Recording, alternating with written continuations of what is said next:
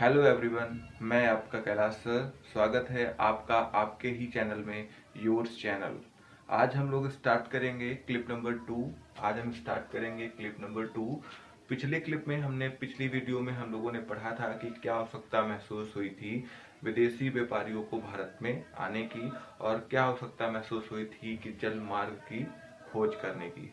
आज हम बात करेंगे कि सबसे पहले वास्को डी गामा भारत में आया और उसने भारत पे आकर किस प्रकार अपना शासन, किस प्रकार एकाधिकार जमाया। बात करते हैं लोगों के आने की, बात करते हैं विदेशी व्यापारियों के भारत में आने की, तो एक क्रम जान लेना बहुत ही जरूरी है जो आपके एग्जाम में भी बहुत बार पूछा जाता है।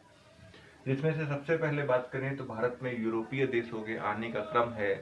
सबसे पहले पुर्तगाली आए और पुर्तगाली के क्रम में सबसे पहला पुर्तगाली आया था वास्को डी गामा। और कब आया था? 1498, 20 मई सन 1498 ईस्वी को पश्चिमी घाट के कालीकट नामक स्थान पर, वो भी गुजरात के नाविक अब्दुल मजीद की सहायता से भारत पर आया था। इस बात को आप याद रखेंगे। तो सबसे पहला आया पुर्तगाली, फिर आए डच, फिर आए अंग्रेज। पुर्तगाली, डच, अंग्रेज। सबसे पहले पुर्तगाली, फिर डच, फिर अंग्रेज, और अंग्रेज के बाद आ गए कौन? डेनिश, और डेनिश के बाद आए फ्रांसीसी। याद रखिएगा, पुर्तगाली, डच, अंग्रेज, डेनिश और फ्रांसीसी। सबसे अंतिम दौर पर जाने वाले हमारे देश में कौन थे? फ्रांसीसी ही सबसे बाद में गए थे, गोवा को छोड़ करके। तो इस प्रकार पुर्तगाली, डच, अंग्रेज, डेनिश और फ्रांसीसी।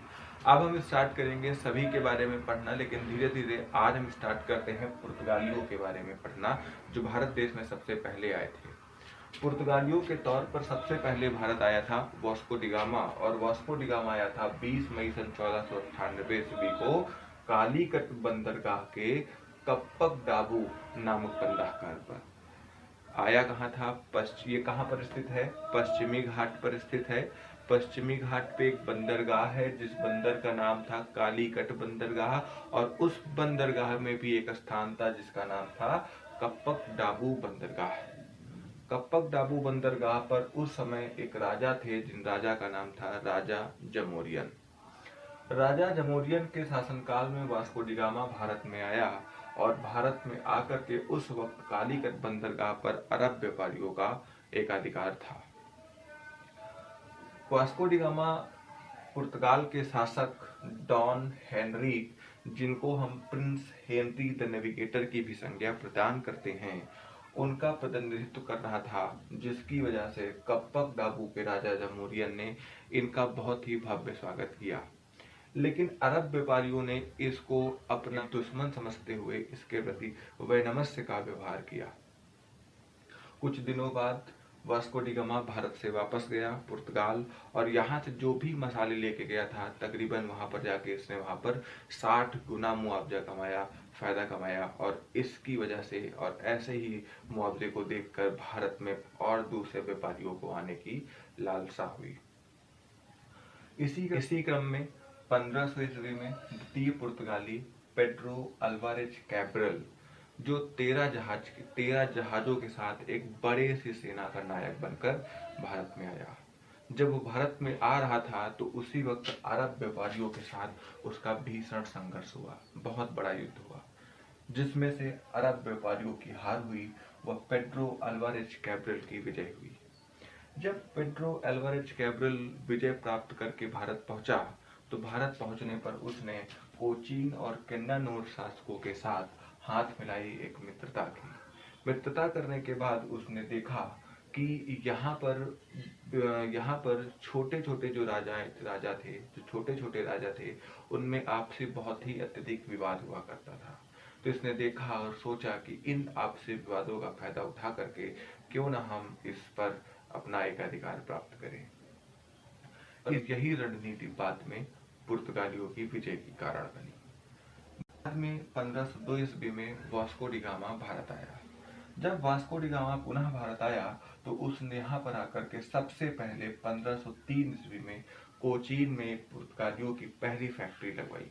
याद रखिएगा, 1502 ईस्वी में वास्को डी गामा भारत आया, और 1502 ईस्वी में जैसे ही आया तो उसने 1503 ईस्वी में कोचीन में सबसे पहले पुर्तगालियों की एक फैक्ट्री लगवाई और जिस फैक्ट्री का लगवाने के बाद उसने पूर्वी जगत और यूरोप पर एक अधिकार करने का उद्देश्य बना लिया। ये क्वेश्चन आपका बहुत ही इंपॉर्टेंट है, बहुत बार पूछा गया है आपके एग्जाम में कि पुर्तगालियों की पहली फैक्ट्री कब और कहाँ और किसने लगवाई।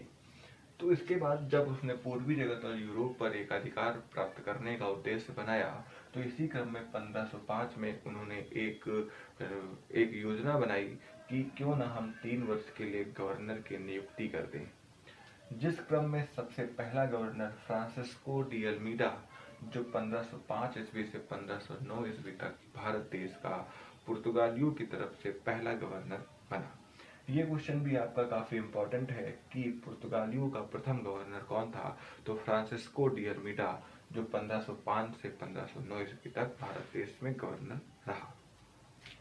इस प्रकार हम देख रहे हैं, एक बार फिर से पुनः 5 सितंबर 1524 ईस्वी को पुर्तगाली वायसराय के रूप में वास्को डी गामा भारत आया और भारत आने के बाद 1524 ईस्वी में ही कोचीन में वायसराय के रूप में वास्को डी गामा की मृत्यु हो गई और उसको यहीं पर दफना दिया गया।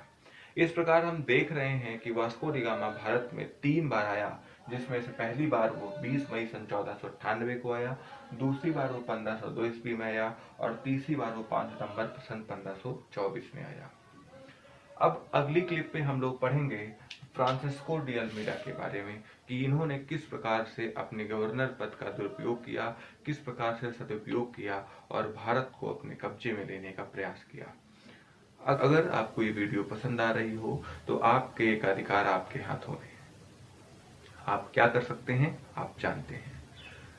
हमें उम्मीद है कि आपको वीडियो पसंद आ रही होगी, आपको पढ़ने के साथ साथ याद भी हो रहा होगा और अगर आप याद नहीं कर पा रहे हैं तो ये गलत बात है, आप हमारे साथ इसको याद करते चलिए।